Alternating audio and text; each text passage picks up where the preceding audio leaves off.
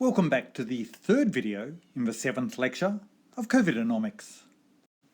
In this video, we want to concentrate on situations where there aren't sunk costs, but rather we're dealing with two technologies, one which we currently use, which we know the marginal cost for, but another technology which we could adopt, which we don't know the marginal cost for. So we've got our first technology, T1, which is the one we're currently using. It just has an annual fixed cost of F, and it's got a marginal cost per unit of C1. There's an alternative technology, T2.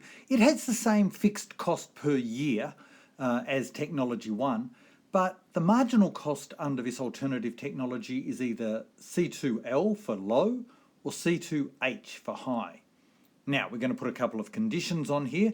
The first is that in terms of the expected marginal cost of the second technology, which we'll call EC2, that's going to be bigger than the marginal cost under technology 1. So whilst there's uncertainty, the probabilities are such that if you just had to choose one or other technology once and for all, then you'd always go with technology 1 rather than technology 2.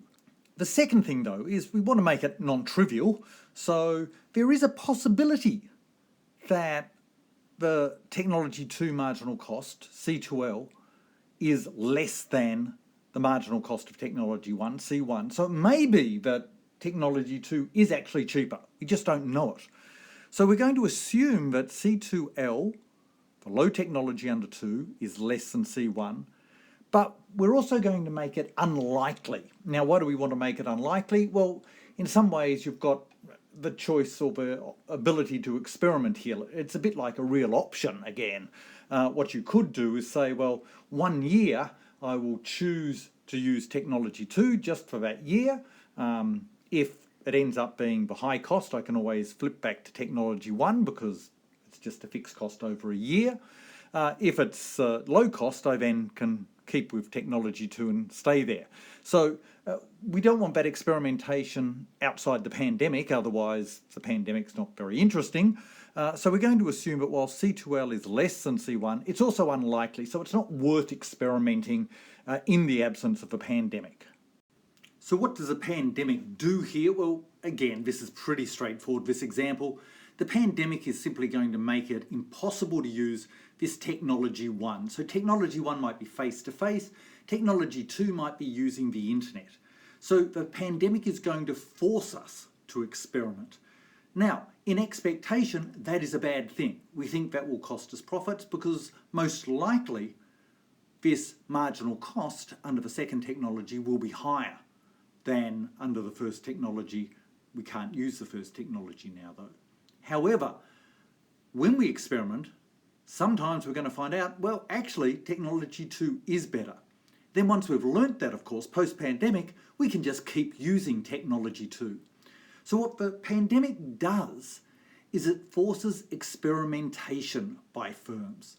And sometimes that experimentation can lead to firms adopting better technologies going forward that improves their productivity. Well, an example of this is working from home. What we've got with working from home is not a lot of sunk costs going on there. There's a few fixed costs, but they're going to be pretty much irreversible. There's no problems once the pandemic ends getting back into the offices. Most of leases on offices, they haven't even expired. So companies have continued with their offices. They've just not got anyone in them. Bit of a fixed cost. We've had to learn how to use Microsoft Teams or Zoom meetings, but it's not a big issue.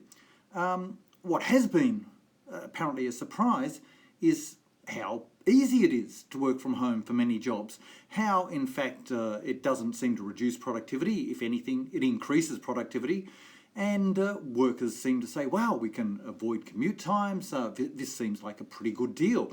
Why don't we work from home post-pandemic? Well, I think most of that is correct, but is missing something. And the thing that it's missing is that we knew most of this about home work before the pandemic ever came along. So it's not really that we've experimented and discovered something new with home working. If this story that home working is a big global experiment, we sort of knew it all. So the work on increased productivity working from home is well and truly pre-pandemic. The marginal trade-offs associated with working from home have been pretty well known. We know that home-based work can increase worker autonomy, it can reduce costly commuting, but we also know that it comes at the cost to the worker in terms of isolation, lack of interaction, lack of serendipitous conversations.